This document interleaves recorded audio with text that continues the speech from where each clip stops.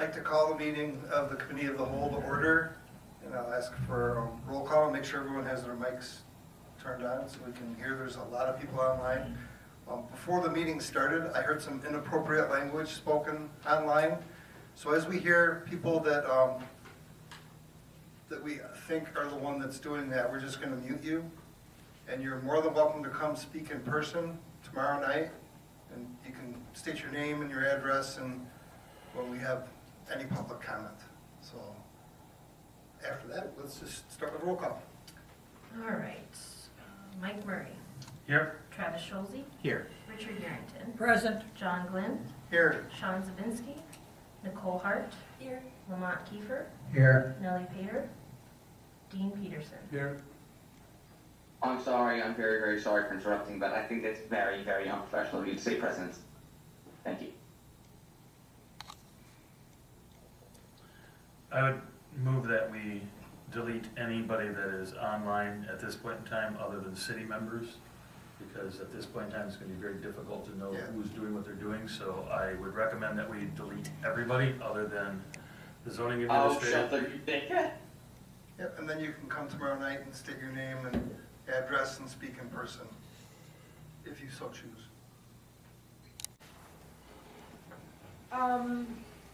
Just reiterating mass transit, we continue to have issues with our new service provider. I deal with that daily. That's an ongoing issue. December 20th, I had our compliance audit. As part of that, we were encouraged to update our Title VI plan, which is our anti-discrimination policy, and it lays out a formal complaint process for discrimination complaints. And so that plan will be before you tonight and tomorrow night. At what level is that? Is that employees or the public complaining to the transportation, or both? This in particular pertains to our transportation. But So- the public complaining about us discriminating against them as customers? Yes. Or people we're hiring complaining against their Nope, employer? that would be a separate issue. This is the public. This is our mass transit, anti-discrimination for our mass transit program. Public against the us and the carrier. Correct. Taxes, we wrapped up our first installment on January 31st. Total collection was down a bit from last year. For some reason, we seem to have a lot more trickling in 2 weeks after the due date. So it seems like a lot of people just spaced it out this year. So we're working on some second installment payments and some people just catching up on delinquent accounts. Reminder, pet licenses can be purchased in our office. They are due March 31st. And I met with Ellers this month to discuss or to do our quarterly review of our investments. Our plan is to start looking, we've been capitalizing on these high rates for short-term investments, but our goal is to now ramp up for the coming years, because in the current rate environment, we will anticipate that long-term rates will start decreasing with the Fed kind of leveling off here. So we want to try to capitalize on, while rates are still a little bit higher on those longer-term investments, because as we keep going, the 5-6 year terms will get lower. So then I have in here the January 31st cash and investments report for your review and approval. If anyone would like to Make a motion to approve. Second. We have a motion by Mike and a second by Travis for a first and a second. Any further discussion? All those in favor say aye. Aye. Opposed? Accepted. Okay, and then there's also a preliminary year-end revenue and expenditure with comparison to budget for your review. And I guess if anyone has any questions. Well, I've got several. Where in the budget comparison do I find water and sewers expense and income? I don't have access to that information. Where does You don't have access to it, so I will forward the question to Kirk. Where does the council get to see those revenue and expenditure comparisons to budget? Public Works and Commission would have the expenses for the monthly, revenues monthly. Really, the summaries would be at request. A follow-up question for Molly. With the other enterprise funds that I looked at, we have 4 of them, to my knowledge, that are considered enterprises: ambulance, mass transit, and water and sewer. The other 2 had substantial profits for last year. Are there any other departments that are grossly over as far as net? Over expenses or revenue? I just- Net, I would There's encourage, expenses and revenue compared together. I would encourage you to define grossly. Because it's a relative term. 10% of budget? Overall, general fund is coming in under, budget. Library came in over budget. Senior center came in over budget. You know, I guess, But now is that comparing revenue and expenses or just one side of that equation? that would be both sides of the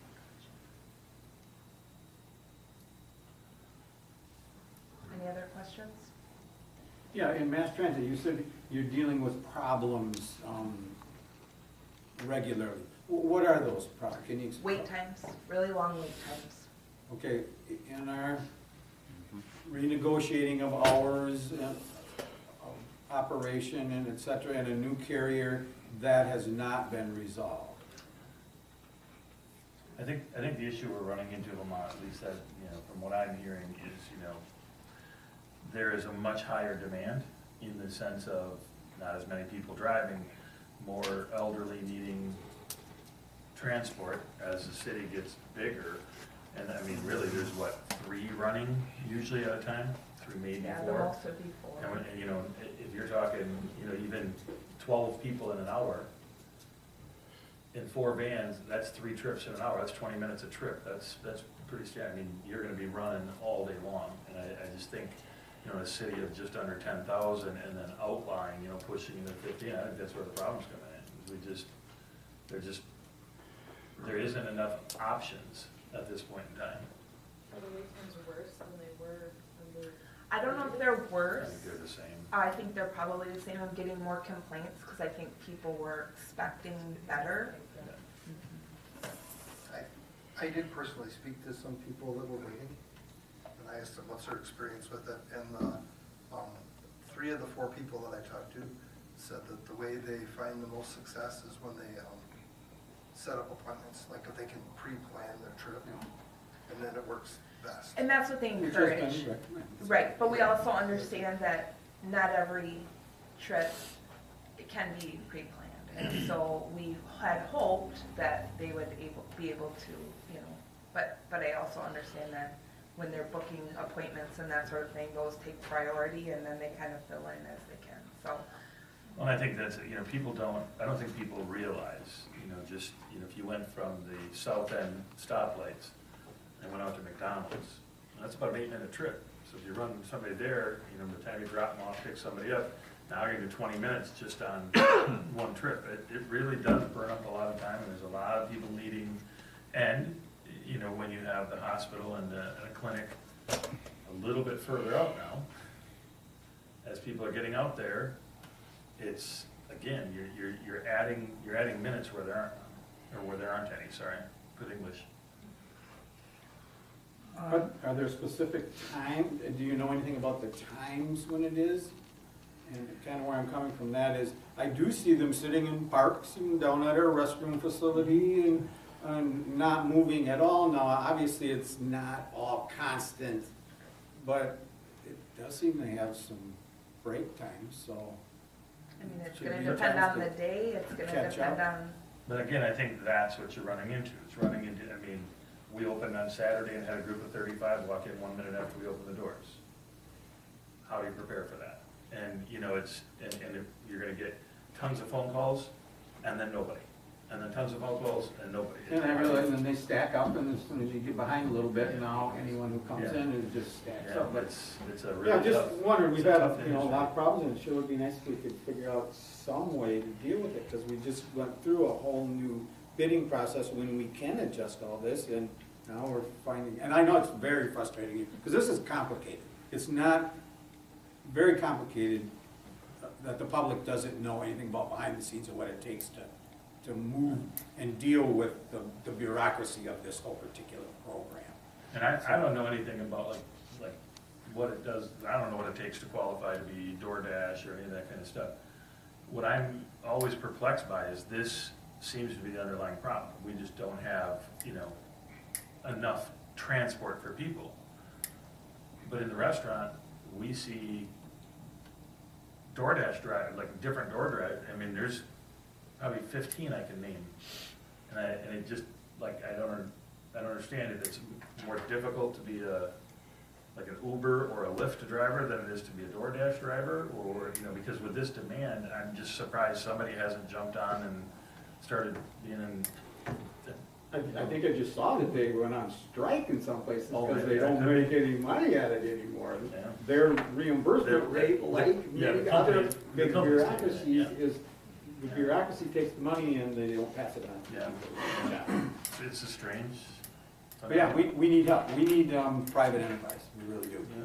Because the transit system probably is not going to change much in the coming years. No, we are at our max, I We're at would the say. capacities, we're trying, you know, Do you know the two new vans that we purchased last year?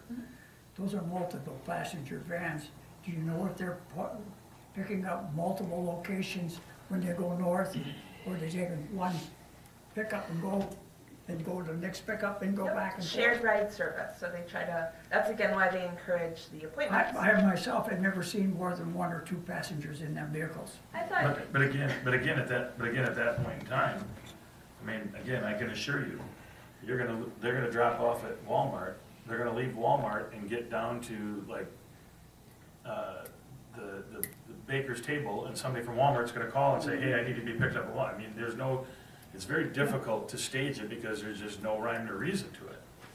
But if you have multiple locations that are people going to the north end, you could have 3 or 4 pickups on But that you don't one know, trip. but you don't know the times though, Richard. and The they are times aren't doing that. guaranteed. Yep, they are doing that. yes. And- The answer yep, is yes, They are doing that, yes. Yep, to the best of their ability. exactly. They can't sit and wait for somebody. Right. Can't wait for somebody to call. Three more people that call from that end of town, no. Very difficult.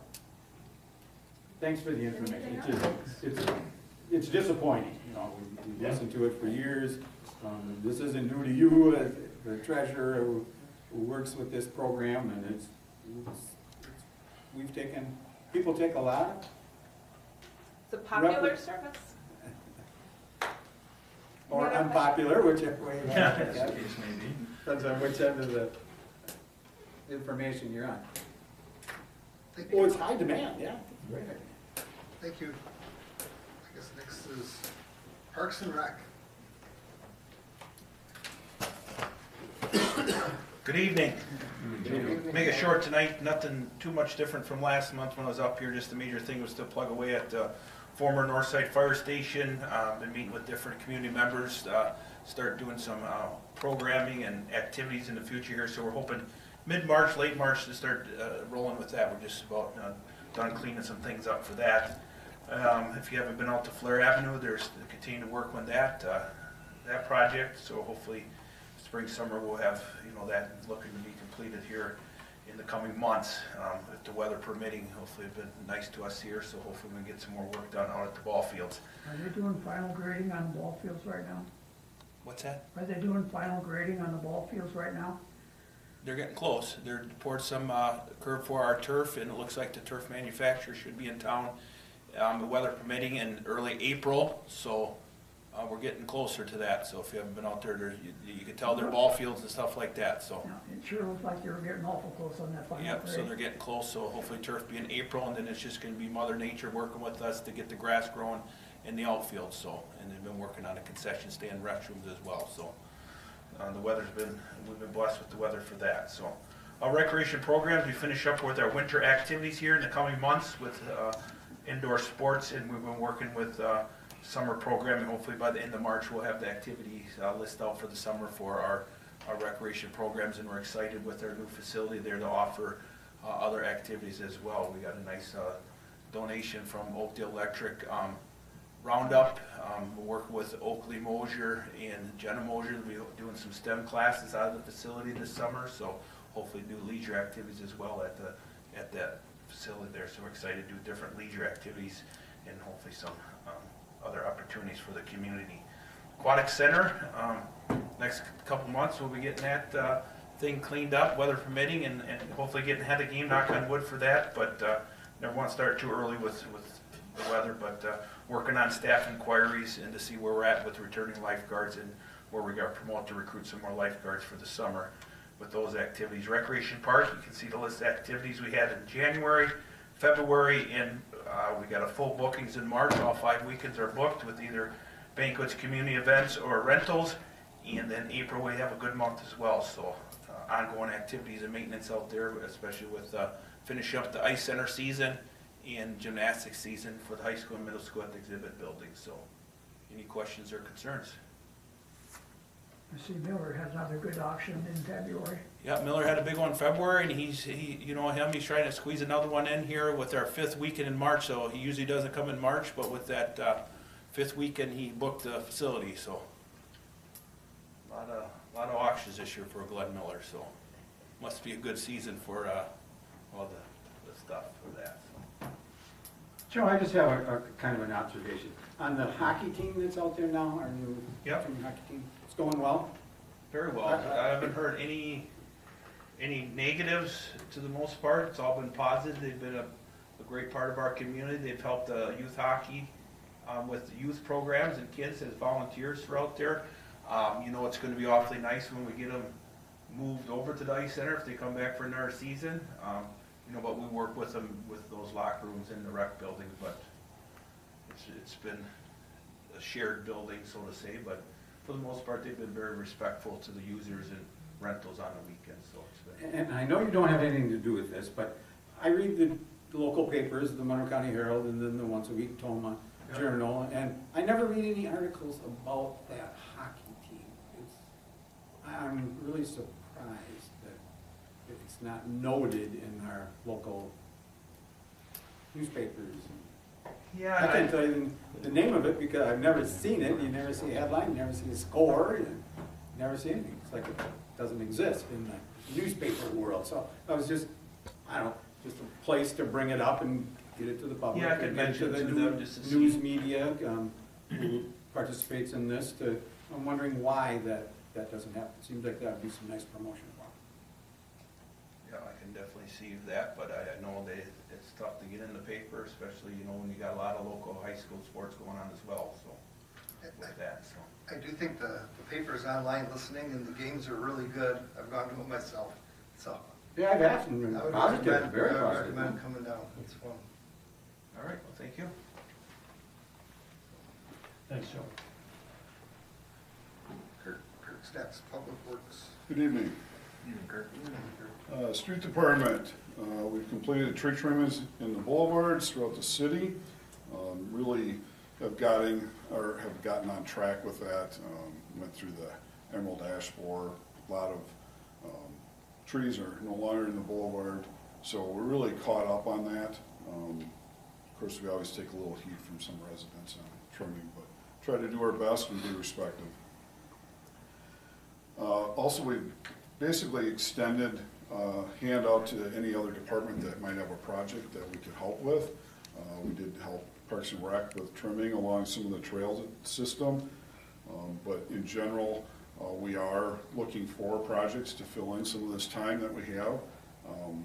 Unfortunately, we haven't quite got our safety training online to get back the modules out there for the employees, but we are finding tasks out there that we have neglected over the years, and we're getting caught up. So One of those is particularly in the Public Works building. We painted the inside, cleaned it up, probably going to do some refabricating of benches in there, and we are also lining the ceilings with a tin material to kind of spruce up the place, and it was in need, let's just put it that way. So trying to extend the life of that building. We did have ET project that runs from Highway 12 to the corner just past the food pantry. That project came in at just over 3.2 million. The estimate was 3.4. In Monroe County, Highway Department will be awarding that. If most of you, or some of you, remember the agreement that we have intergovernmentally with Monroe County. They take the lead on this project, and then we follow with inspections for our sewer and water, but in general, they are the lead on this project. They're the lead because of the agreement and also the grant money that they applied for this. So it's a little bit out of the norm for our projects, and hopefully we get those contracts signed, and pre-construction for our residents will be coming up soon. Street department, or excuse me, the sewer department. We are installing the last piece of equipment. Our UV system started this last week, and we also have put out for bids painting of some equipment that was scheduled for upgrades in 2024. I'd like to thank Chad Richmond and Craig Deckent. I don't know if you noticed on the way up, our stair railings have been changed.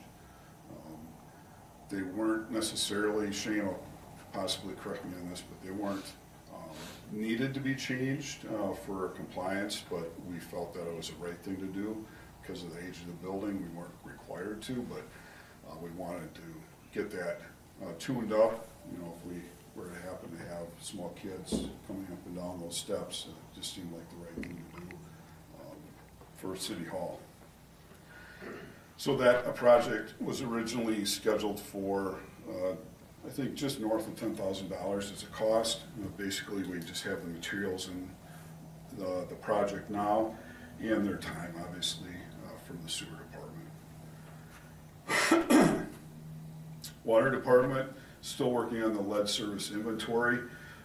From the original 3,459 services that were needed to be identified, we have roughly 242 left. So we're making very good progress on that. And they're being very diligent in sending letters out to our residents.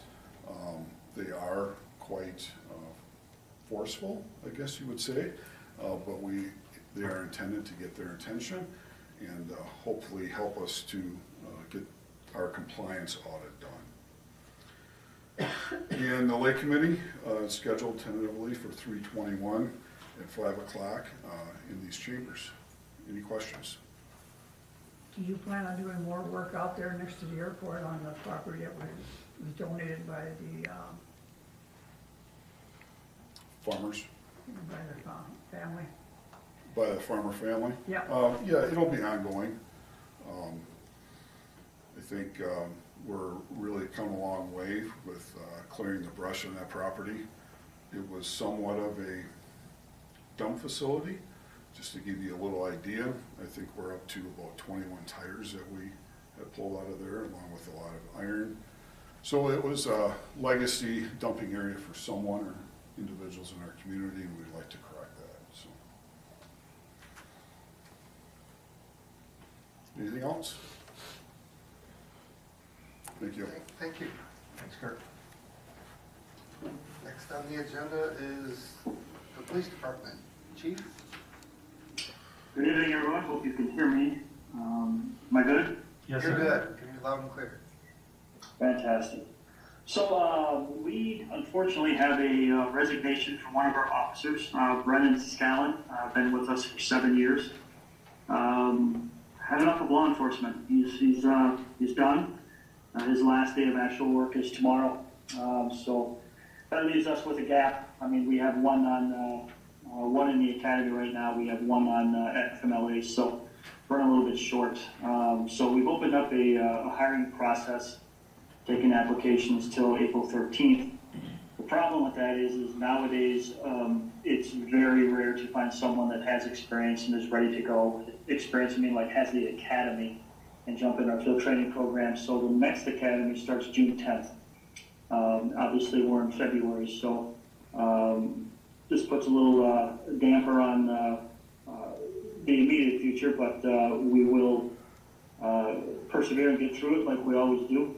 We wish Brennan Scallon the best. 7 years is quite a good amount of time for the city of Tomah to have his services. So, Brandon Bellicero, he has now started the academy. He is one that will graduate in June, and he's the one that will jump in our field training process at that time. So we'll get him on the road in the fall. Our canine, the new one, Raiden, his paw is now healed to the point where he's back in modified duty. He's not able to be, he's not 100% yet, but the vets have cleared him to do some work, mainly narcotics work. So he's with Officer Blackhawk working night shift for us. Our 3 new radar speed signs have been delivered. DPW has them. And speaking of those signs, LaGrange Avenue, I don't know how often you guys travel there, but a couple weeks ago we put them in what's referred to as stealth mode. If you don't know they're in stealth mode, they look like they're not working. They are working. They're collecting all the data in the background. We just wanted to see a comparison on how well these work to slow down the motor in public. And what we found was in a 1-week period, there were 350 more vehicles traveling within the speed limit when these signs are on. Also, when they're on, there's 150 less vehicles traveling 10 or more miles over the hour or over the speed limit. So it's clear that these are working when the motors are driving down the road and are seeing their displayed speed and the lights flashing. That is causing them to slow down. So we're happy to see those results. Also, the meeting in January, I informed all of you about a high-risk sex offender that was soon to be moving to the community. I did have a few conversations with the group home owner, and he's ultimately decided not to accept this patient. So he's not going to be moved to the city of Tomah after all. Where he's going, I don't know, but as of now, I don't foresee him residing in our community. A reminder, and I'll be doing this every month, our canine golf fundraiser is June 7th of this year. And we're almost done with our annual report. That's almost complete, and we'll get that out to you folks probably within the next couple of weeks. With that, I have nothing else unless there are questions for me. Follow-up question from last month. With that radar program, were you able to detect whether the drivers are responding when they seen the flashing light or not? No, it does not capture that data, Rich. Okay, I'm just curious. Yeah, I hear. Thank you very much, Chief. You bet. Next is Tina, Chamber Convention and Visitors Bureau. Good evening, everyone. Just a couple of things to go over for this month. We have completed our area guide, so if you have been kind of tracking that project over the last several years, we're about 3 months ahead of where we've been in the last 4 years, so we're super excited about that. Obviously a lot of changes in the last several years, but we were excited to have that done. We have it printed in hand, and as soon as we have the banquet completed, we'll begin distribution of that. That being said, we do have a contract with them being distributed along the 9094 corridor, and that is currently already occurring. We are working closely with Monroe County Economic Development Committee to bring back the Economic Development Conference. I believe the last year they held that was in 2019. So we are bringing that back for March 21st and 22nd. I did reach out to a couple of members of the SET team to see if they were interested in taking some of the seats that we have available. So we have spots available with our sponsorship of that event, and we'll be looking to fill those. We are bringing back our Leadership Academy. That starts March 14th. It's about a 9-month program. Details are on our website or on our Facebook page. We still have just a small handful of slots available for that yet.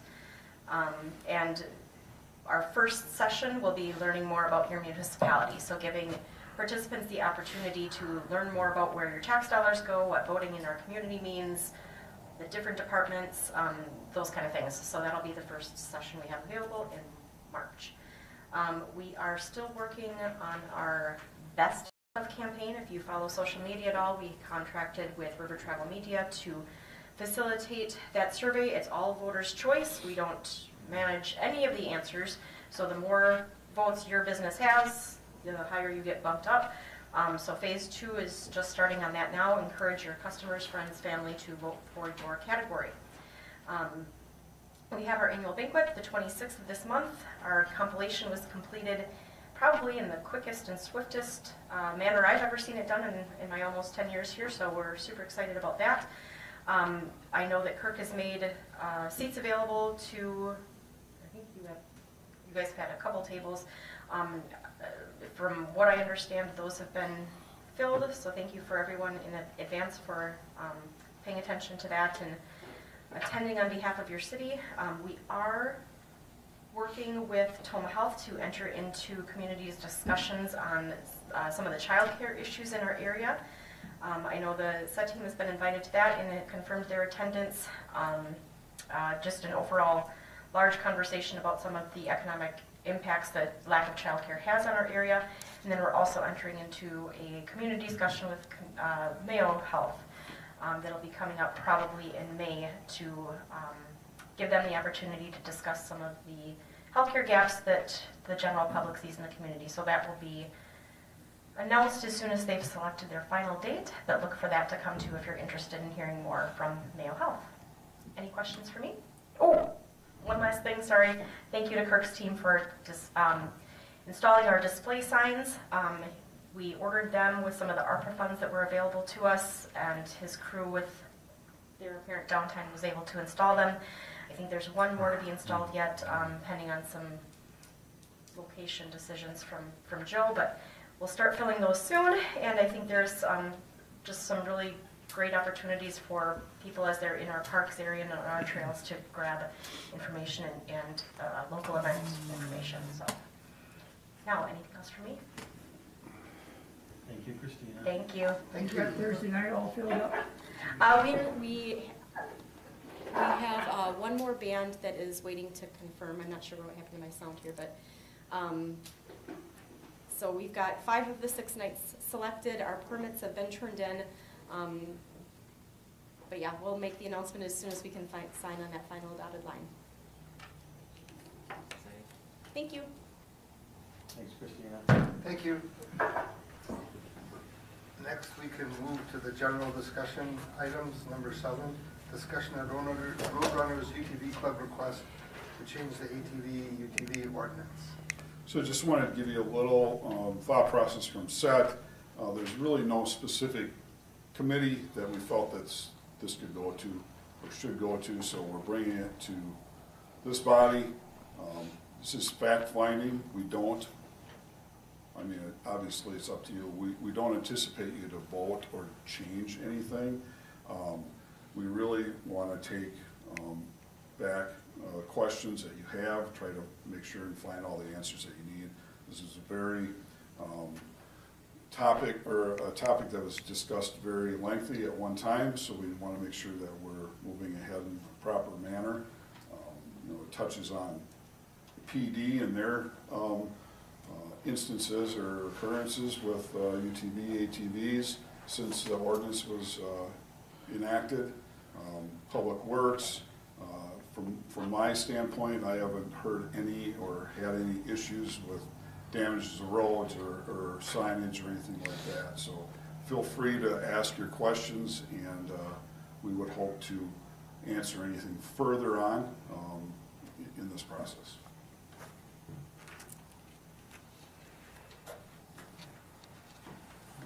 Any discussion on it?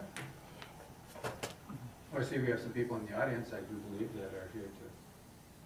We can ask if would you like to comment on it?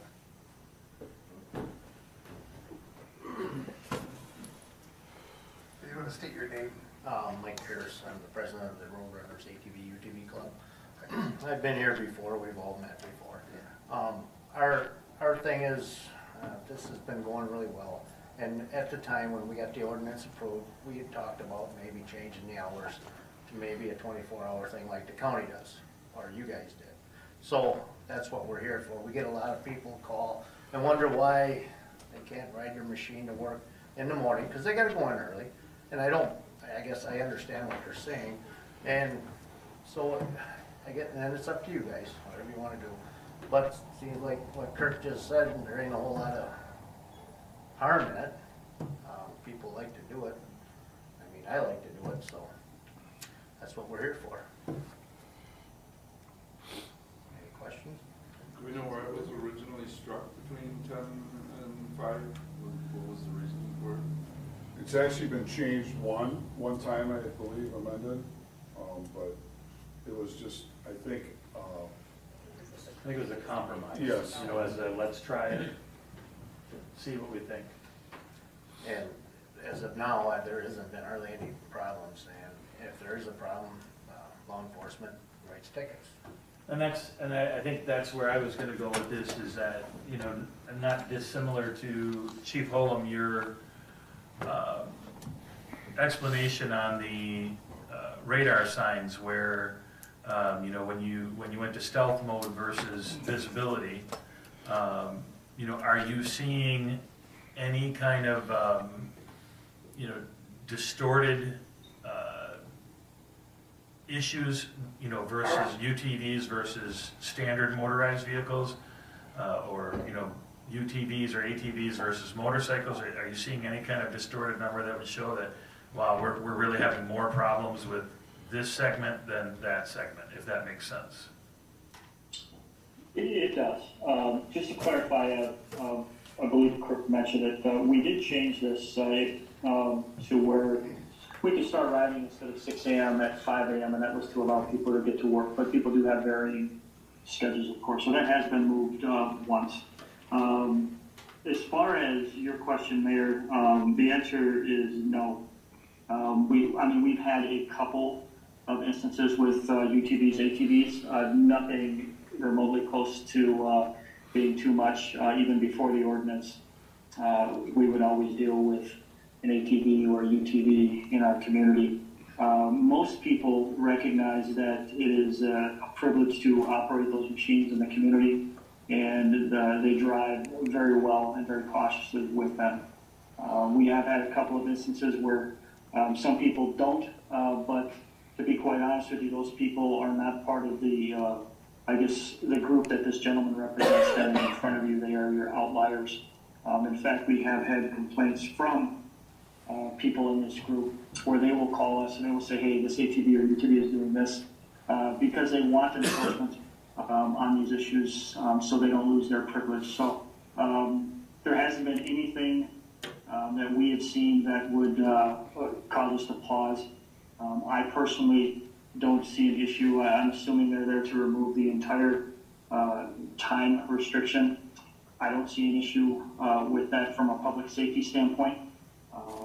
But, you know, again, no issues from our end. And just to, thank you, Chief. That's why I asked the question, to interject there. My thought on it is exactly that reason. We're not seeing any, like, great difference between ATVs, UTVs versus standard trucks, cars, motorcycles. And they're lit up well enough as it is now. What's holding us back? And that would just be my thought. There's no reason not to just allow it to go. That's what I was asking, why it was all allowed in the first place. Yeah, right. Valid question. Absolutely. Well, if it makes anybody feel any better, we've noticed that once it gets to be dark, everybody kind of takes them home. And it would be more for the people that want to be able to ride to work. Can I ask, because I don't own one. Yeah. And so I don't know, you know, from a lighting standpoint, you know, I think we've all been on the road, you know, on the interstate late at night, and that one semi has one light out, in the, you know, and it's hard to see, and it's hard. What is the, again, because I don't own one, what is the lighting on the back of an ATV, UTV Well, relative comparison to a car. they're Pretty similar. LED lights, you Yeah, know, they're great. but Yeah. lit up, yeah, Yeah. okay. It's, I mean, that would be my only concern is, oh gee, are they harder to see than a normal? most of your UTVs will have 2 lights. Sure, okay, And possibly one in the middle or one up on top, depending on Sure. what brand you got. okay. And everything is generally a little wider than like our motorcycle would be, so. Sure, okay. But the lights are. they're So good again, from a lights. visibility standpoint, from a usage standpoint, we're not seeing any Yeah. problems. But what about sound? I mean, are some of them louder than others? Is there ever been any complaints about them being too loud? Well, I guess that would be here, I don't know in the city. Do you have any problems with that? Chief, are you noticing any problems with, you know, versus, you know, what a motorcycle might be? Are we noticing any sound complaints? I mean, out of the ordinary. No, I think anyone that's been around a UTV, I think they're probably a little bit louder than a car and probably a little bit quieter than your typical Harley Davidson rolling around in the summertime. So noise has not been an issue. I'm not aware of any specific noise complaints on them at all. And most of the ATVs, UTVs on the road should have less than 91% decimal, and that's the law, so. I didn't know that, that's right. Yeah. That was I another think I the only reason I But I could think see I it remember being- that from the original thing, was that they were talking about the decimal levels and doing the comparison. That would be the only reason I could see you might want to. Then we have to get rid of trucks. I live Yeah. right on Main Street. Oh, The yeah. only thing that I can hear is pickup trucks. Well, and like I said, if they're doing something wrong, they're gonna get stopped, so. And they just write a ticket. That was just my one observation, is that it is a little bit disappointing that the more of them that I've seen, ATV, UTVs, the more loud ones there are. I see a lot of them go over to Winnebago Park and they rip around over in that area, because I'm right across the lake and the sound travels really well across the lake, and that's the one observation, since we have more of them, that there are more loud ones, but but I can also hear Harley Davidson motorcycles going out on 16 when they crack them to go, and I can just tell right where they are. And so For all of one of your bad stories, I got 10 it's good not ones. out of disproportionate, I don't think, in any way. It's just another mode of transportation. Correct. So Kirk, I'm not trying to put you on the spot, I guess my question then, and I hope I'm not cutting anybody off here, and where do we go from here? with Yeah. that? That was my next question too. Yeah, when Well, I think, you know, I think we kind of revisited a lot of those questions that came up the first time. We just wanted to make sure that, one, the public was informed, you know, hopefully with this meeting they are, and have another meeting. I don't think we should rush into it. We have a little bit of time before, you know, the summer, spring comes, and that's probably the most active time. So I would, you know, move ahead, but, you know, there's a couple of council persons that aren't here that, you know, might have some of these same questions. Let them hear that. You know, just go through the process. is what Okay, we're- so we look at maybe like a April meeting to bring it back as a, Yeah, I don't think March would be out of the question. You know, I think you guys will guide yourself after tomorrow night too, and give us a direction. Signage will have to be changed, right? The cost of signage, because we'll have to change. I believe you just gotta take that emblem off the bottom. yeah. I think they're separate. Yeah, because again, if you don't, then there's no, when there's no restriction, you just take the, And if you want help to get them off, we help them. You've always volunteered, right? Yep. Either monetary or physical or in any signage. change. Obviously, you'd have to have an employee from the city with, but Right. if you allowed it. If not, it is what it is. I do want to comment though, positive.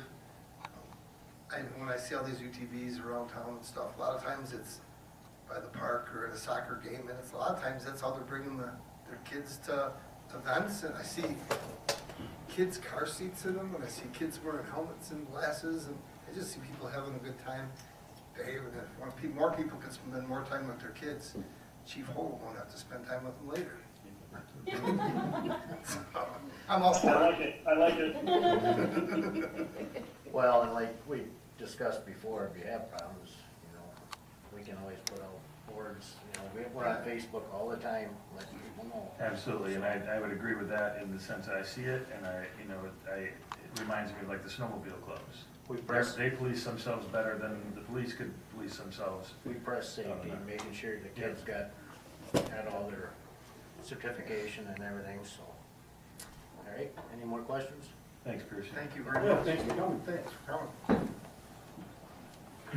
Next item is ordinance rezoning Alexandra Matthews and David Dupre's property located at 1201 Kilbourne Avenue. Move to approve. Second. So we have a motion to approve and a second. Travis, any further discussion? All those in favor say aye. Aye. Opposed? Motion carried. Next item, number 9, the LRPC request to use the economic development funds up to $60,000 for 2024 to expand current planning services provided by Vanderwall and Associates to include economic development duties as stated in the attached economic development work plan. Shane? Yeah. Can you put to mute, please? We're getting a lot of background noise. Thank you.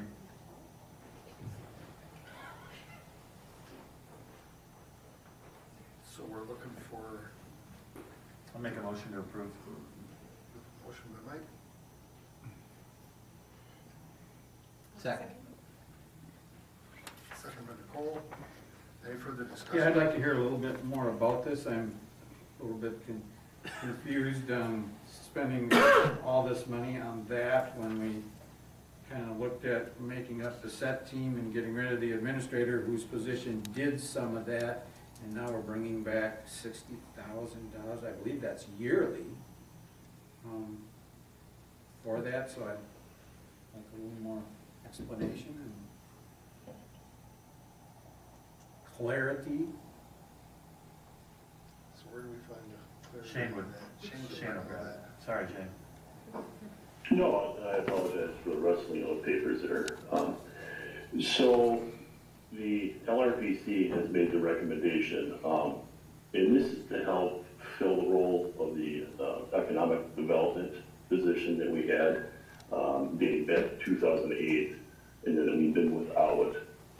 And so essentially the LRPC has been wanting to spearhead an effort to increase our economic development activities.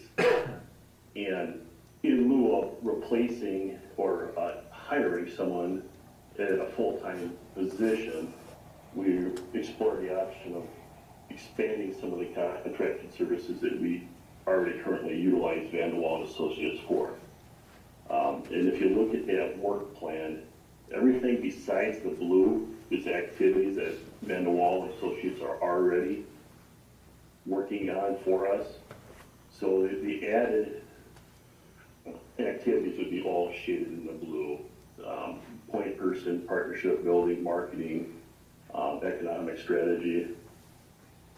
And so the recommendation was just for this year to spend those funds out of the economic development funds, which the LRPC has been relegated the authority to use, to see what that $60,000 in this calendar year would get us.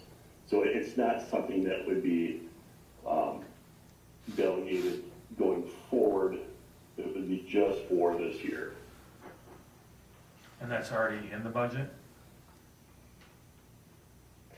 It's already, the fund could come out of the economic development fund.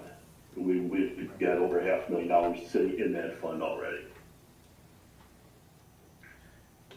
So, Is that money's gonna be paid back then to the fund, or is that just us to spend whatever we want?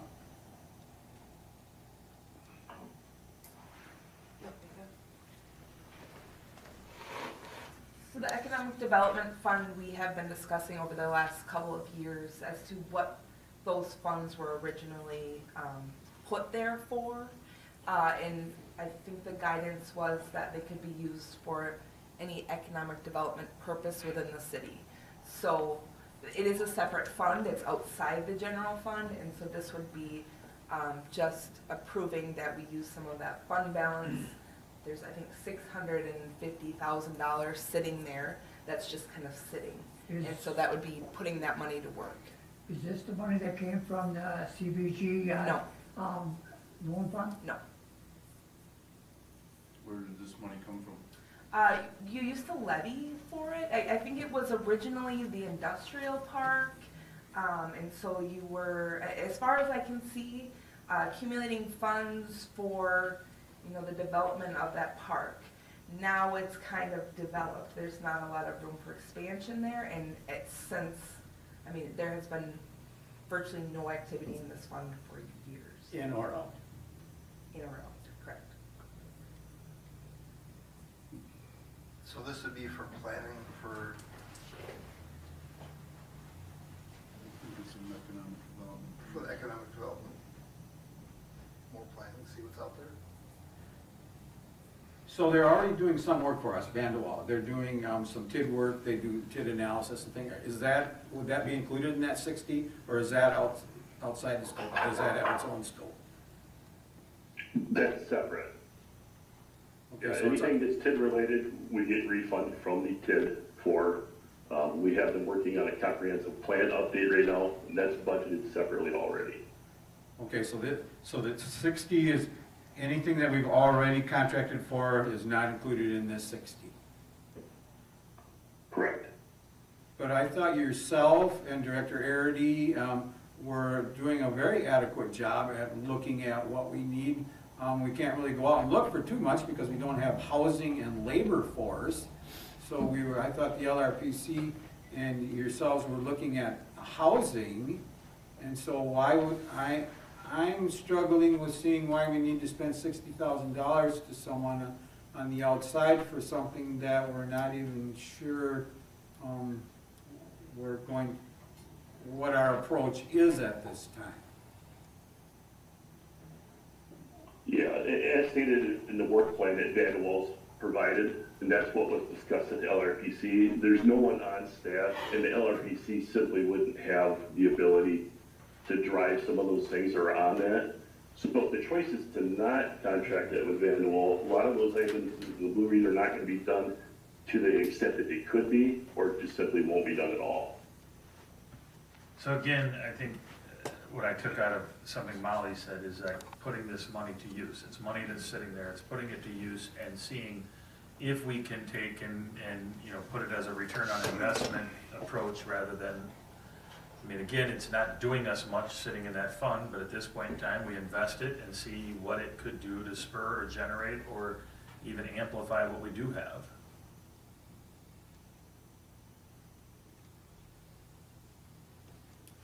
I would call to vote if there's no more discussion. Yeah, any more discussion? Do we have a motion? Motion. You have a motion? And a second, so all those in favor say aye. Aye. Opposed? No. So we have 2 noes. And that would be. So that would. No to. Pardon? I voted no to. Oh, so we have 3 noes. And that was an aye, so we have 3-3. 3-3. 4-3 actually. Oh, You got 4. Nicole. Do a show of hands. Let's all show of hands. Aye. Oh, okay. Motion carried. So next item, number 10, resolution adopting the public participation plan for the City of Tomah Comprehensive Plan update. Move to approve. Second. Move to approve. Vermont. Mike. Any further discussion? All those in favor say aye. Aye. Opposed? Motion carried. Item number 11, special beer and wine permit application by the Monroe County Support Services for the Budweiser Dairyland Supernational Trucker Tractor Pull on June 19th to the 22nd, 2024. Motion to approve. Second. Motion to approve by Dean, second by Richard. Any further discussion? There's no changes, are there, John, same No, defined area? and everything same- is the same, the whole fairgrounds will be open again. Work well? it'll be carried throughout the whole, and then the fair will be less the barns. Okay. So all those in favor say aye. Aye. Opposed? Motion carried. Item number 12, special beer and wine license application by the Monroe County Support Services for Monroe County Fair. Move to approve. Second. Motion approved, and a second by Dean. Any further discussion? All those in favor say aye. Aye. Opposed? Motion carried. Next item, number 13, Monroe County Support Services extending hours of operations at the Monroe County Fair Beer Garden on Friday, July 26th and Saturday, July 27th at Recreation Park. Move to approve. Second. We have a motion to approve by Lamont, second by Richard. Just a question, has there been any problems with that? I don't think. No, the only, Chief, the reason we do it is so the band can play right up till midnight, because they play until 11:30 or midnight, and it's a lot easier for the vets if they don't have, if you try to chase everybody out as soon as the band stops, then people get growly. This way, it just kind of gives them that time. They know last call's when the last band stops, and most of the time we're done by 1 o'clock easily, because as soon as that band quits, people are ready to go. Sure. So. Didn't we approve this last year? Is this something we're gonna have to approve every year? Yeah. Or is this, it's not something I'm gonna just write into the application? And Chief Old, there's no problems, are there, from your end? No issues. It's generally decent. I mean, every once in a while we make it, someone or somebody that's had a little bit too much, but that's what we deal with. So, no major issues from our end. Sounds good. No further discussion. All those in favor say aye. Aye. Opposed? Motion carried. Item number 14, special beer and wine permit application by the Tomah Baseball Club. Opening night on March 2nd, 2024. Motion to approve. Second. We have a motion to approve by Dean, second by Matt. Any further discussion? All those in favor say aye. Aye. Opposed? Motion carried. Number 15, special beer and wine permit by Families First of Monroe County Trivia Night on March 9th. Motion to approve. Second. Motion approved by Dean, second by Lamont. Any further discussion? All those in favor say aye. Aye. Opposed? Motion carried.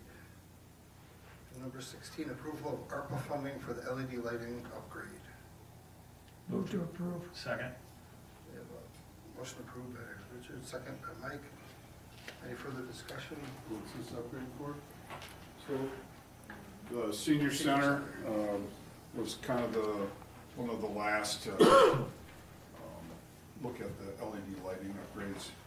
We kind of had put that on hold just because of looking at the project that might have happened there. So, I think in the past, someone had asked for return on ROI on this, and it works out to roughly 2.8 years. We have employees to do this? It's mostly a plug and play, just the light, the bulb itself, so there's not a lot of labor. I put in there to be determined, but I found that out after the fact, so very small on the labor end. There might be a couple of odd ones that have to do some wiring, but very minimal. But we'll be doing it Correct. in-house? Yep. And we will get the Focus on Energy rebates are in the 2,400 and change. Sounds great. Super. So, all those in favor say aye. Aye. Opposed? Motion carried. And the resolution for authorizing the payment of monthly bills. Let's pay the bills and authorize payment. Motion to, Second. a second. Any further discussion? All those in favor say aye. Aye. Opposed? We're paying our bills. Motion carried. Looking for a motion to adjourn. Motion to adjourn. We have a motion to adjourn by Dean. Second. Second by Lamont. Any further discussion? All those in favor say aye. Aye. Opposed? We're adjourned.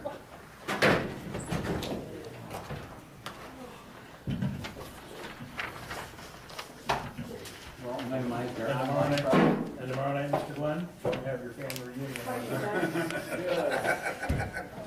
Wow. I wondered. Okay, we will call the meeting to order. We will start with the Pledge of Allegiance. I pledge allegiance to the flag of the United States of America and to the republic for which it stands, one nation, under God, indivisible, with liberty and justice for all. Roll call, please. Michael Murray. Here. Travis Schulze. Here. Richard Garrington. Present. Sean Zabinski. John Glenn. Here. Nicole Hart. Here. Lamont Kiefer. Here. Nellie Pater. Here. Dean Peterson. Here. Okay, thank you. Is there anyone here desiring to appear before the council? If you are, please come forward, state your name, and we will remind you that you have 3 minutes to address the council. 3 minutes? Don't Yes, talk sir. fast. What's that? I'm John Roosh, 1201 Sherry Court, Tomah, Wisconsin. And I'm here to talk about the VA. Was shocked when I read that about a month ago in a Sparta paper. It said Tomah VA changed the name of the hospital to Jason Samagoski. And I thought, they never told anybody. They didn't tell the VA, they didn't tell the veterans. Apparently, it's okay for Congress to meet in secret, which they must have done because nobody knew about it till we seen the paper. So anyway, since then, I wrote a letter to the paper, former commander of Fort McCoy, very, very solid Republican. He wrote a letter to the editor, and there's been several other people. And since then, I've had people stop me on the street and talk to me. I've probably talked to at least 100 people. And not a one of them is in favor of it. And so I wrote, and I emailed, and called. You're never going to get a hold of the senator or congressman, but I did get a hold of them and told them how I felt about it. And I'd like to read, hopefully I can get it done in 3 minutes. I just got this from Senator Tammy Baldwin. It says, Dear John, thank you for contacting me about Bill 352, a bill to rename the Tomah, Wisconsin Department of Veterans Affairs the Jason Samagoski VA Medical Center. Appreciate hearing thoughts on this important issue. In January 2024, Senator John Slide joined the Imperium, Wisconsin congregation delegation to rename the VA Medical Center in Tomah after Jason, a Wisconsin veteran who tragically lost his life after battling addictions to opiates prescribed the VA. Jason, born Stevens Point, was a dedicated service member who demonstrated strong commitment to his country. Enlisted in the Marine Corps, he achieved the rank corporal and received multiple military commendations before being discharged in 2002. Tragically, a traumatic head injury sustained during his service that did something to his health conditions, led him to seek inpatient care at Tomah VA Center during his time under the care of the VA agents and was overprescribed many medications and including opiates. This eventually led to Jason's tragic 2014. And I won't read the rest of it, but I don't think any of them did any research. You could go on the internet and find out a whole lot of stuff. Granted, he served 4 years in the Marine Corps, and he made Lance Corporal. That's the same as E3 in Navy or Army. Well, most people, or service member, would go from Lance Corporal to Sergeant 4 years. So, not criticizing the guy for that, but what gets me, he had a tragic, traumatic head injury, which when I was in, I had 2 very tragic head injuries, one in combat. That's why I can't stand straight, my back and everything. I've got pain every day since I've had it, but the part that gets me, if he had that in service, he would have had some sort of help, medication, maybe opiates for whatever it was. And normally, they don't let you out of the military if you've got an injury. You got I'm sorry. Okay.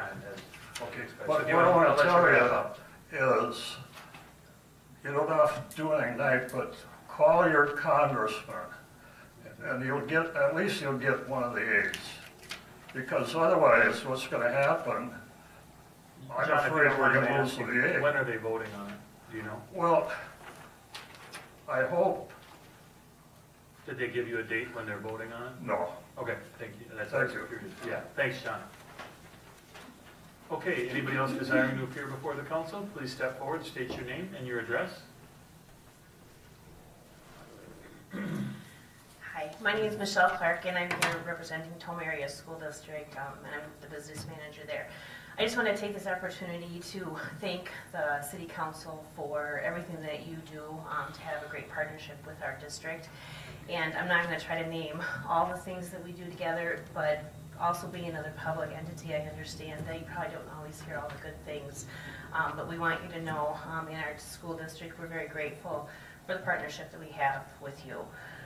A couple saving graces that you've done for us over the last course of a little bit would be like anytime it snows, you're always there to help us with that. Also, we did a big project at the high school last year for an outdoor seating area, and there was a slight mistake with the asphalt, and the city was able to come and really help and really save the day and make sure that project stayed on track.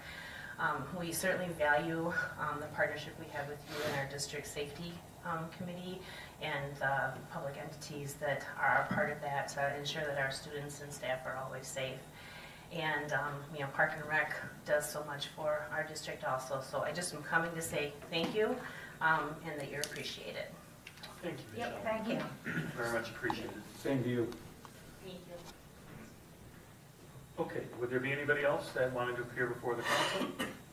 If not, we will move on. The mayor's report. I did, unfortunately, a longtime servant of the city who was almost proving to be irreplaceable, a long time with the housing. Rachel Mullenkamp did pass away. I believe, was it, Nellie, was it this morning? Saturday, that she passed away. And, you know, as a city, all of our best goes out to her. I mean, she put in a lot of years, a lot of time, a lot of energy, and did a lot of really great things for the city. And unfortunately, the sad part is she wasn't able to retire or enjoy retirement the way she deserved to enjoy retirement. And if you're that type of person, please offer up a prayer for her. From the mayor's standpoint, I did want to share, if anybody is social media, I did put a Facebook post out this morning that is in relation to our senior executive team. It's kind of come to my attention that there has been some inquiries as to why we use this methodology for governance of the city, and it offered some explanations as to how it came about and the things that it has happened. Obviously, it could be a 20-page pamphlet at this point in time of the things that have been accomplished, so on and so forth. Tried to keep it as concise as possible, but to help the public understand a little bit better what the senior executive team entails and what it has done for the city, not only from the sense of productivity, but also from the sense of fiscal savings. So if you have the opportunity, please take a look at that or share it with anybody that might be interested as to the information as regards that senior executive team. That being said, we'll segue into the senior executive team. Good evening, Kirk. Good evening. Some of the highlights, we continue to meet with developers, including Vanderwall and Town and Country, for some larger developments, hopefully, in some of the TIDs. We also met with a representative from the downtown building that we see coming open. Really don't want to discuss where that is or what's going on with it. Just kind of reached out to one individual and still kind of starting that discussion to see what we can do to help facilitate that transition. As Michelle mentioned, we met with the school district as well. We do have an emergency, or excuse me for the correct labeling of the committee that's out there that includes the school district, police, administrator, staff. And we just hadn't met for a while, so we wanted to reach out to them, just touch base with them, especially with the upcoming referendum. We plan to attend the facilities meetings. I don't know if you've seen that advertised. It's coming up where they'll go over their facilities and I think, basically a needs assessment regarding or revolving around that referendum. So we'd like to attend that and continue fostering that partnership. As well, we met with Tomah Health, kind of targeted those two entities to get the conversations going, foster those relationships, and we're trying to think of other like-minded entities that we want to just continue the dialogue and keep that going. So that's somewhat of our initiative from SET to try to just foster those relationships. A little bit of the laundry list of other meetings that were attended. The library board meeting, the project for the steps is coming to light now. We also attended a DOT meeting with North Glendale. I have, in a number of meetings, made sure and correct maybe a misstep that I had. I believe that I was advertising 2025 as North Glendale's replacement. From this meeting, it's actually scheduled for 2026. So we will be updating our website for that, but I just wanted to make sure that there was no confusion on council's end. We also were able to attend Eller's public finance seminar that was in the Dells. Very informative. Shane and I both attended that and got a couple ideas. Always learned something from those. And then it was very well attended from other entities, or communities, excuse me.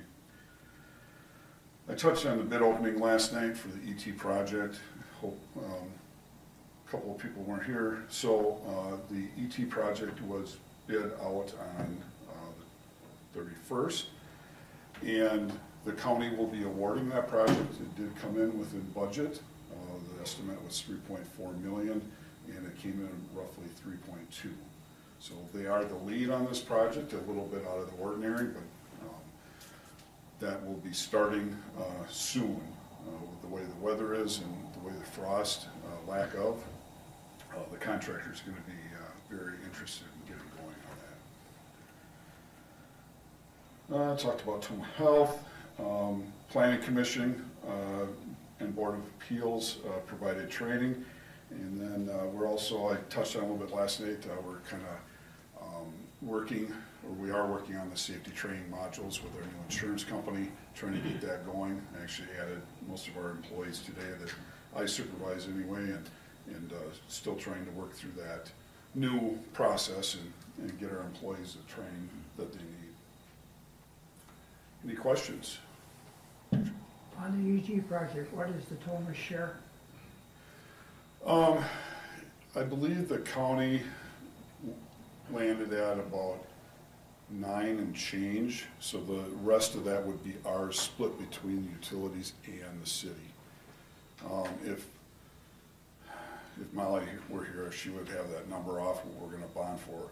800,000 was what we were bonding for, and I believe 400,000 is what we were getting for grant incentives on that, somewhere in that neighborhood. Kurt, what direction are they going to be starting the project? So a continuation from Highway 12, where they kind of went up to the car wash entrance to Bank First and Ace Hardware. It'd be a continuation from the DOT project, past the food pantry, just past the sharp corner, and that's where it'll end. There's a culvert once you start going north and south that we want to replace, or the county does, and that's kind of the end of the project. When are you going to start putting signs, or are we still kind of early on that? So we are waiting for the contracts to be signed, but we anticipate those shortly. We do have the assessment packets rolled out to those people that are impacted. That meeting is on next Thursday, the 29th, and Public Works meeting on the 28th will include, we've sent a letter out in addition to the assessments that if you have any inquiries on the project, please come to either meeting for information, but specifically describe Thursday as the assessment meeting for those questions in the public hearing. Okay.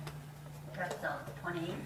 28th, Public Works, informational only.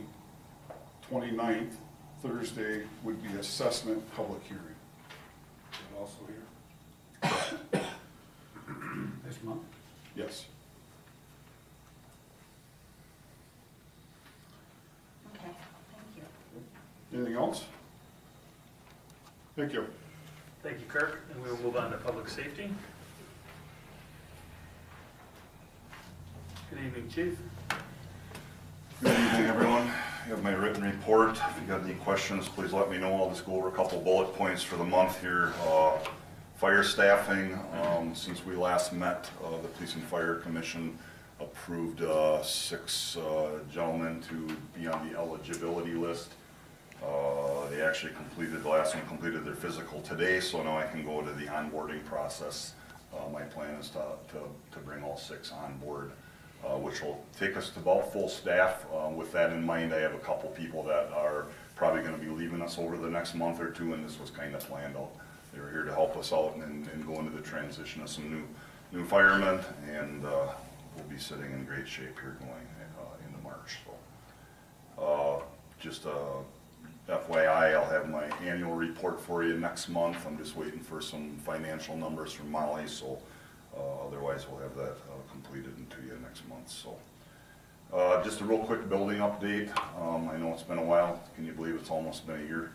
It's hard to believe how fast time flies by, but just to reiterate, Keller has been stopping in every couple, 2, 3, 4 weeks just to ensure everything's going good. Doug Cracker, he's the super on the job, and he walks through the building and spends time and makes sure that we're happy and things are being done. And just a couple like keynotes, all the 22 overhead door seals, I noticed there was some shrinkage and there was a little bit of wind blowing in the winter time, and I'm like, I'm not happy with this, Doug. And they warrantied all 22 of them, came in there when that warm span was here, replaced them all. They're going to do that with the service doors too.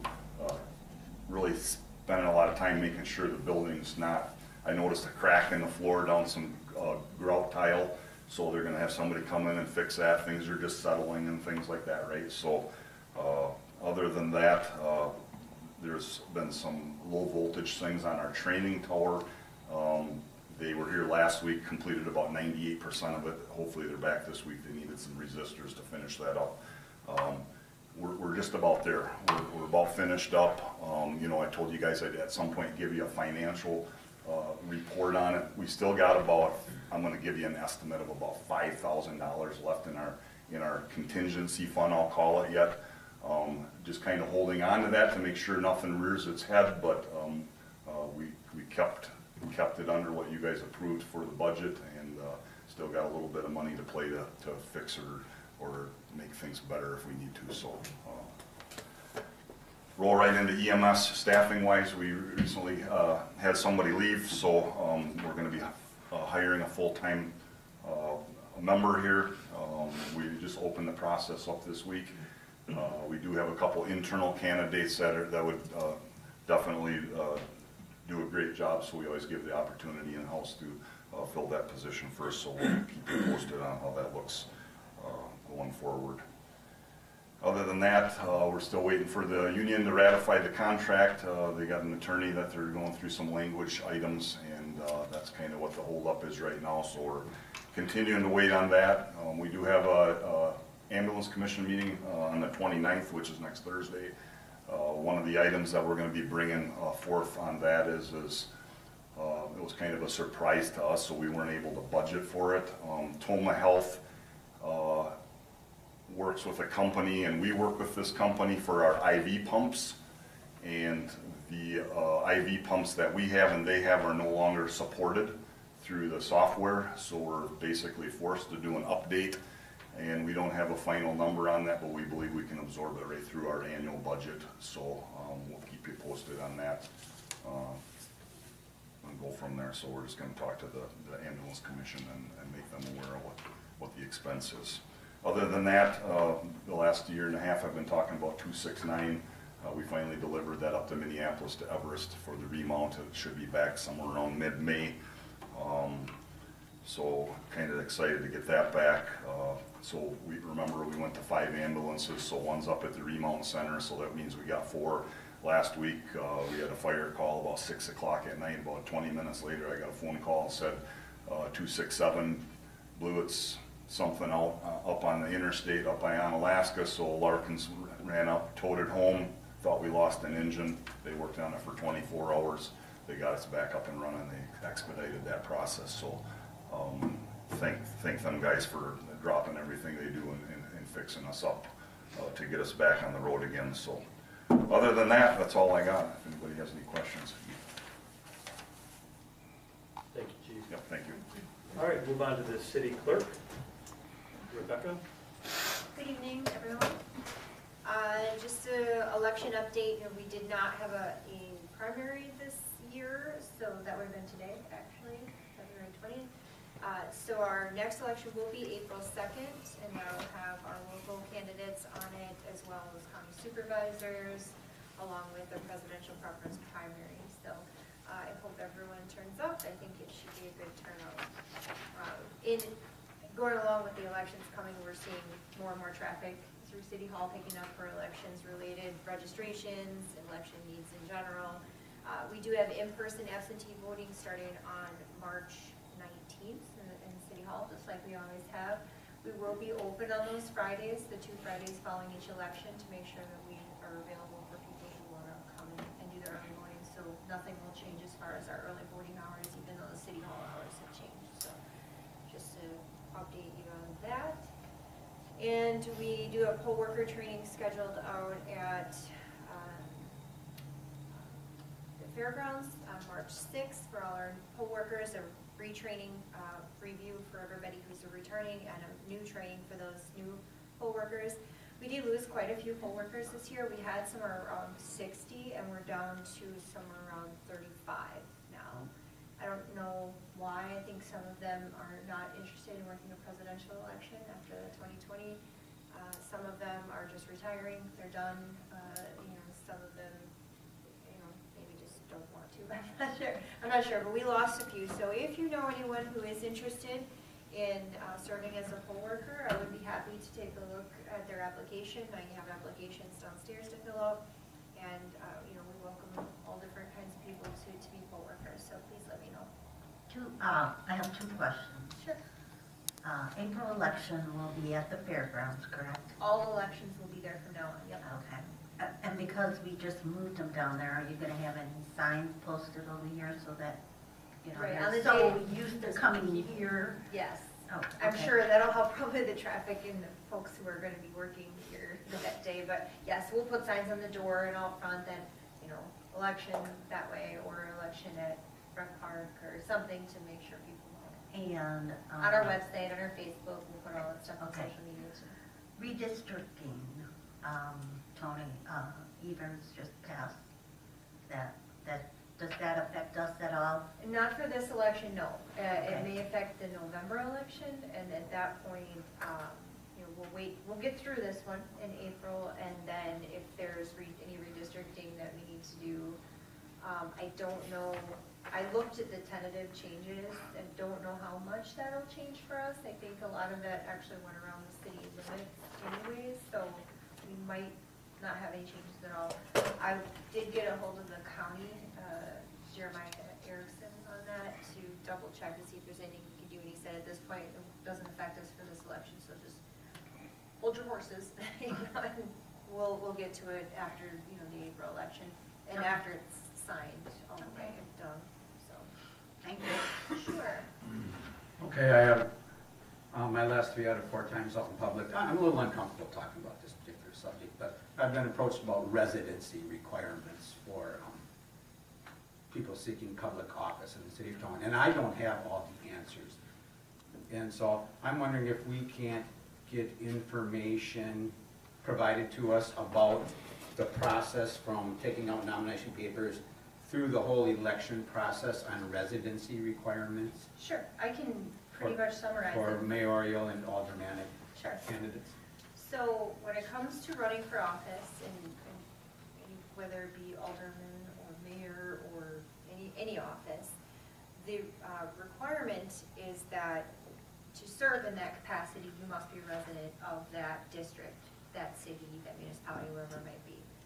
Now, when a candidate takes out papers and they file them with me, they sign an affidavit, and that affidavit states that I, so-and-so, whoever that might be, do solemnly swear that I currently do or will live in that municipality by the time I would need to take office. That's what that affidavit says. A lot of people don't know that.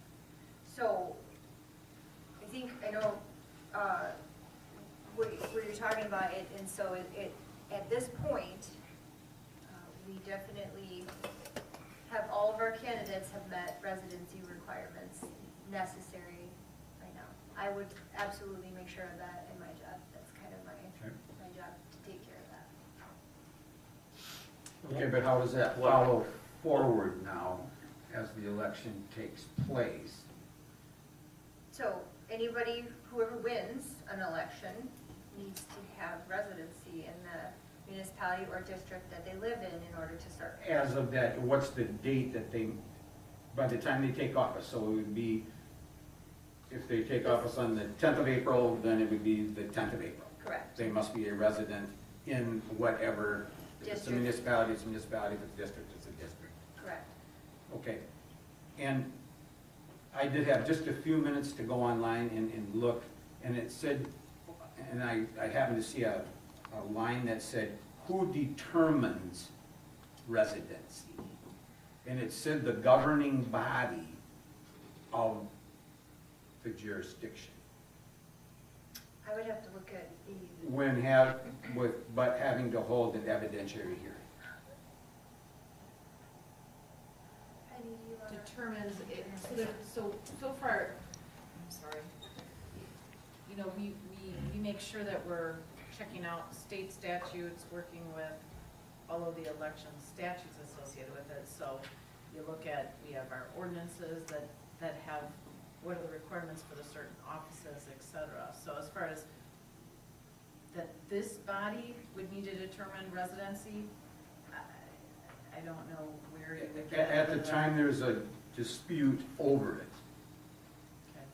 As far as the dispute, I know that there's certain processes that are laid out in not only the election administrative code, but also the state statutes that are tied. So we'll follow that should it ever become a... So we're going to be following this all the way through because... Absolutely. Because we use technicalities, we take the appropriate document that says they can take out the nomination papers, and we follow the technicalities. If you have a driver's license, if you have this, even though in our minds we may think something different, evidence is the evidence, so we apply technicalities. So we need to apply technicalities all the way through the process. Correct. Okay, so we're going to be doing that. Absolutely. I have some concerns about particular election coming up. I would invite anyone that has concerns about the election or has questions about how processes work to come and visit me anytime, and I'd be happy to sit down with you or anyone else to explain some of those processes. Okay. And through the process of this, I even got some education on it that, it is peculiar that residency as regards running for an office versus residency as regards to vote are two completely different things. So for instance, if I decided, I'll use the restaurant as an example. If I actually had my residence, my home, outside of the city limits, but wanted to vote in the city and said, well, I have a wife and 2 kids and we have a house outside of the city, but I want to vote in this election for, something within the community, I'm going to use my business as my address to vote with. That's not allowed. Because if you have a familial dwelling, you're voting, that would shift. So even if you used your business as your address, it would not be recognized with the state because it would fall back on That's where your family domicile. where your family domicile is. Now, that same wording is not applied to running for an office. That's what's peculiar about it. Or holding. Or holding office. Well, holding, no, in holding, You can use a business as your address you have to be a resident at But- the time that you take office. Right, but you could use a business as an address if it meets all of these stipulatory requirements to hold office. If it meets all the stipulatory requirements for residents, a business can be used as your residence to hold office. However, in that same setting, you cannot use your business to vote, your business address as a vote. That's where it's, I think there's a lot to it, and there's every a situation tremendous amount to it. is yeah. different. I don't know that it would depend. Your residence is where you sleep at night. That's for voting purposes, for election purposes. Your residence is where you sleep, or in the case you. And that's a technicality, and I'll step into what you're talking about. The unfortunate part is, no offense, the law comes in, and the problem with the law is, it's always going to be, well, how do you prove it? And that has actually become the issue. How do you prove it? How do you prove where somebody stays? How do you prove where somebody resides?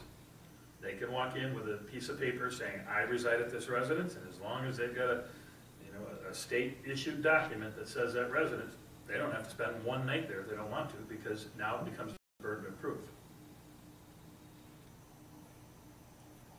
It's just how it's written. What I can tell you is that the city of Tomah will adhere and continue to follow the respective rules and laws as they are currently in place. Whether it, if there's any election issues that come up and are not being followed, the thing is, there's a difference too between after the election versus prior to, as far as what is the jurisdiction of who looks into it and investigates it and the like, so. Thank you very much. I hope we do that. And confident that we will. Before the city of Tomah. I'm just getting these questions that 3 out of the last 4 times I've been out in public, I've had people asking me about this, and that's the most concern I've had of any issue in the 8 years I've been on. I swear the truth, I've never been questioned about anything as much as this issue. And I'm happy for them if they would ever want to call the office and talk to me. I'd be happy to speak with any resident about anything relating to elections. I like to think the more people we educate on how things are, the better off everyone is. Not only how things are, but what do we as a people want them to be? We're Americans that should be able to set our rules. If we don't like what those rules are, we should know that we don't like those rules and figure out what we have to do to change them. But I can tell you that whatever rules are in place, the city of Tomah will work between Becky and myself to follow those rules. That much I can tell you. thank you. Okay, anything further? No? All right, we will move on to Miss Irma. Good evening, Miss Irma. Oh, leave that microphone right up there. Stand on your tiptoes.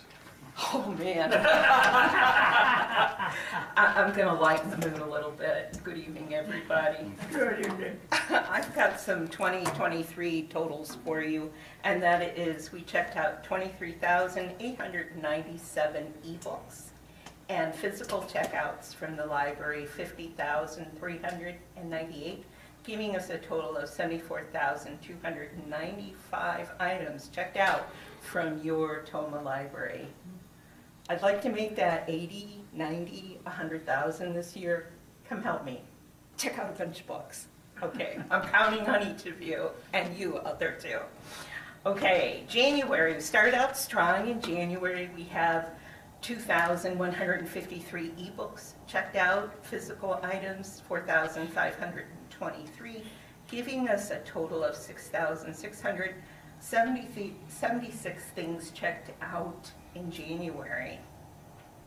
Help me break that record in February. Come on, come Come on down, Nellie, I'm looking at you.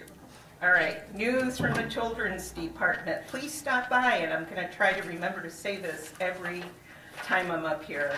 We give out these free literacy calendars every month. They're new every month with new activities for you to do with your child, your grandchild, and to help increase their literacy. So come on, get one. We have a new one every month. In February, we've been busy in February. We've done a family movie night on the 1st. We did board games on the 17th. We had a teen grown-up movie on the 15th. We had a family movie night on the 11th. We still have, on the 29th, we're going to have a teen anime night for grades 6 to 12. Getting going for March. On March 14th, we'll have a little movers story time, and that's, we open the library before we officially open the library, so we'll be open from 8:15? Yeah. 8:15 for half an hour, and people can bring their little toddlers in there, and we do a special story time with Mr. Dave, and just people come and have a good time, and the toddlers can make as much noise as they want. Let's see, we have little movers, and on the 30th we have another house plant swap. We had our first one the 27th, I think it was the 27th, January 27th, and it was pretty well attended. So what happens is you come and you bring a plant that you would like to swap with somebody else, and a great thing happened. We had somebody come in who's lived in our community for 18 years, and he hadn't been in the library at all. I know, that's awful. But he came in, we got him in, so hopefully we'll be doing these kind of events and appeal to people and have new people come into the library. The adult department, the big people's department.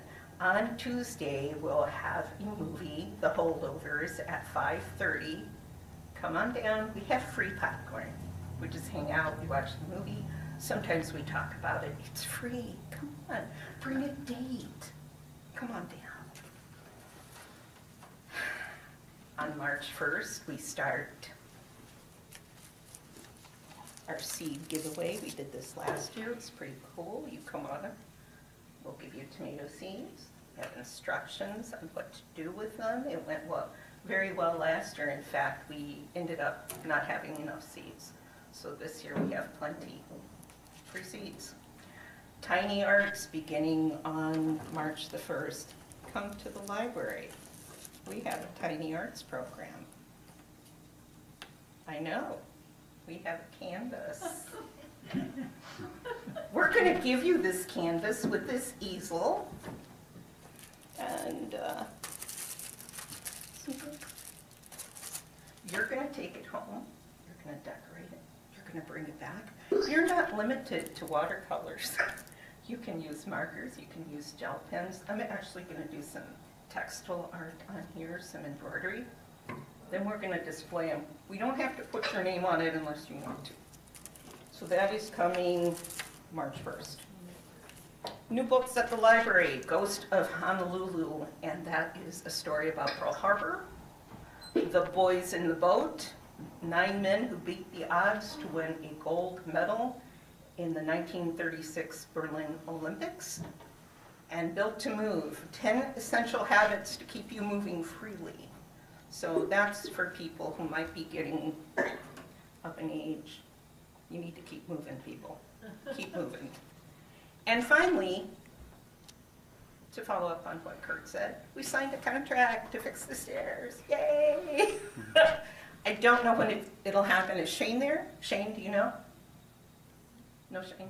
Okay. But good. They've got a tentatively planned for mid-April to get started. This is great news. We're going to fix the stairs, and we're going to landscape. It will be wonderful. We might have a ribbon cutting ceremony. I don't know, maybe. You know, what the heck. All right. If you have any questions, call us at the library. Ask for Mr. Dave. He loves to answer the phone. Is he still here? Okay. Any questions? Any questions? Will you be featuring any books on parades on March 4th? parades? On March 4th. March 4th. March 4th. March Oh. 4th. I'm tired. Parade, you know, parades, March 4th. March 4th. No. It's late. No parade. Unless you want, then we can do it. Anybody else with a serious question? Yeah, how was the Your attendance at Barbie? plant swap. Your plant swap? Yes. How many people? We had, I think she said 21. 21? So hopefully we'll have more. Okay. Okay, it's kind of cool. People come, bring Can I the bring plant. brown plants? Only if you want me to take them home. Exactly. Yeah, Because I can turn green plants brown. I can too. That's not new. Everybody can do it. How did the Barbie show go? The Barbie show go? I think it went well. How many? 15. 15 people. That's a pretty good crowd. Yeah. Popcorn was a good time. Sorry you missed it. I'm sorry? Popcorn for like an hour. Yeah, and we didn't set off the alarm, so that's a good thing. That's a bonus. That's a good thing. Anybody else? Are you getting a fountain with your steps? Okay. Well, what Lamont said with his free time, he'll stand out with a watering can. With the And it'll be dead like a plants. with the dead plants.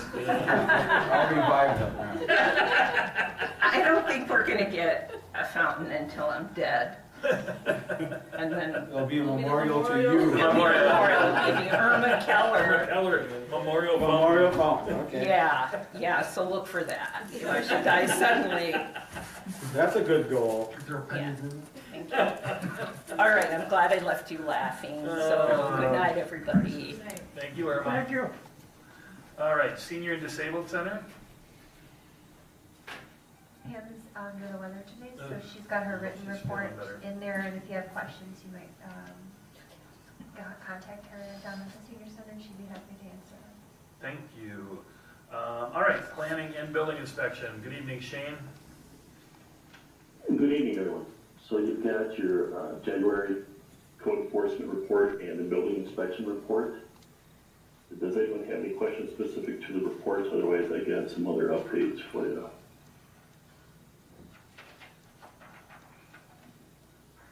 If there's no, All right, so about 3 weeks ago, we rolled out our new online building permit system.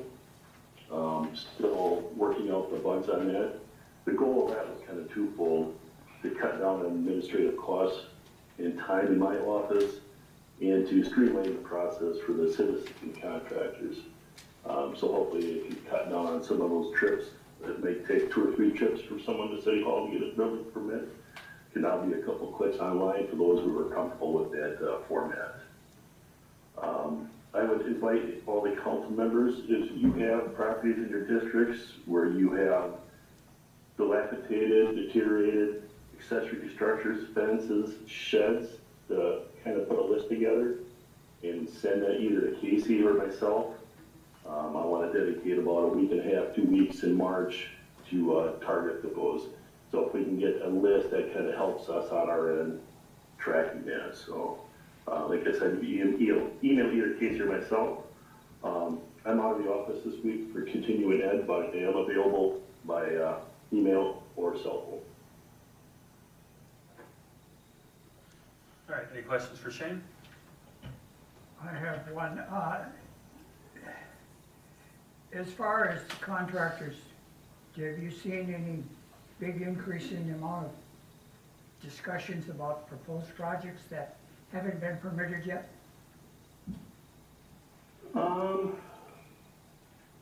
Nothing of note, Richard.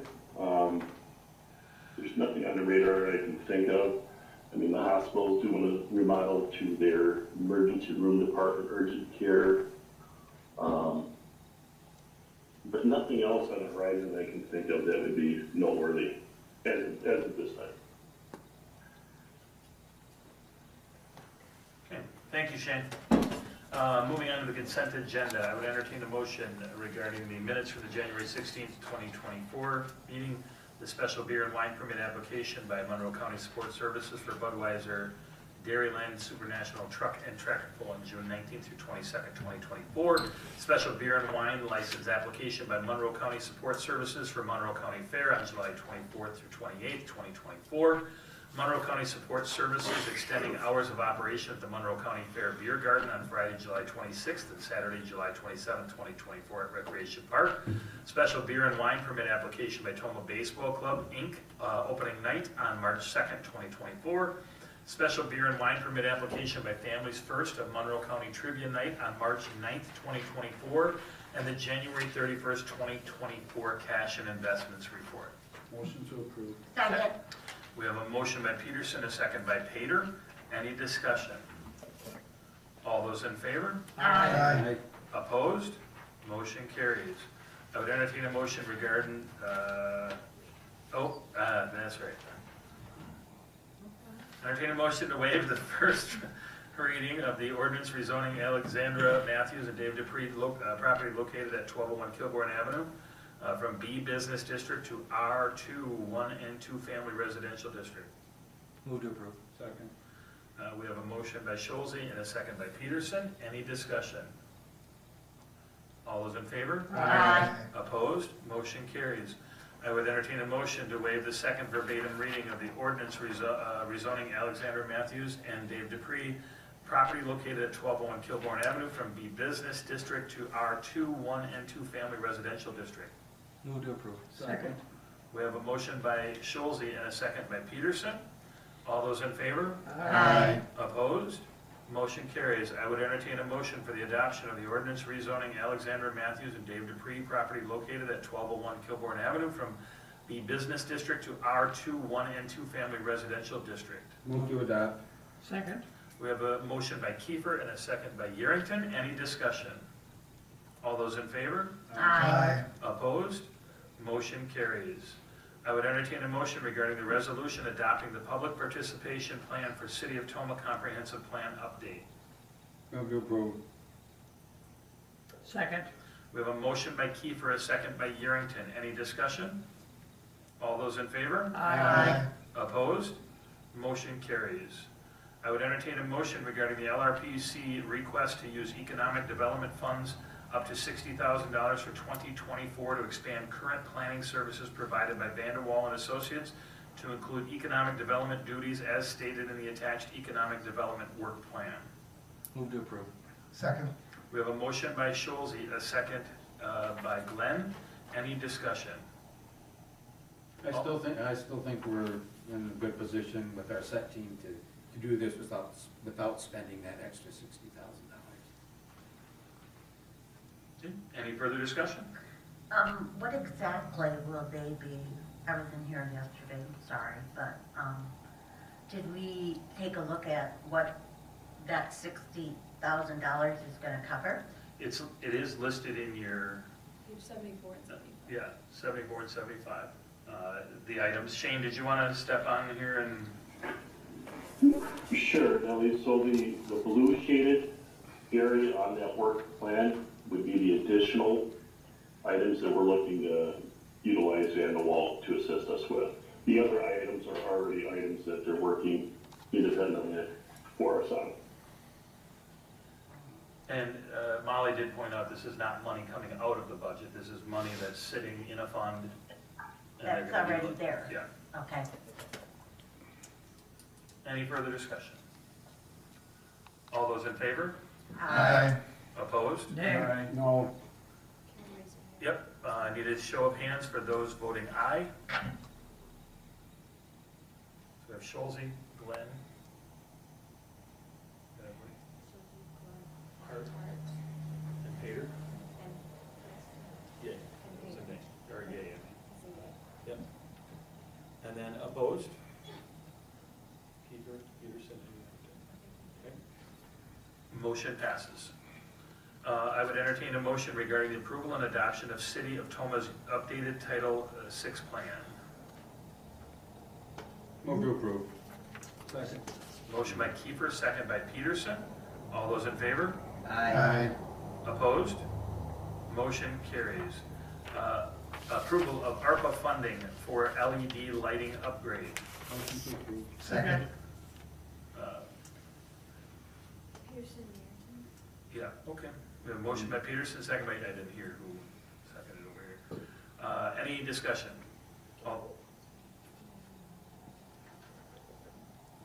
Was there an amount with that on the LED? 400 or something. 2,402 and 50 cents maybe. 2402.50. And the sticker bill. Any discussion? All those in favor? Aye. Opposed? Motion carries. I would entertain a motion authorizing the payment of monthly bills. Move to approve. Second. Motion by Schulze, second by Tater. Any discussion? All those in favor? Aye. Opposed?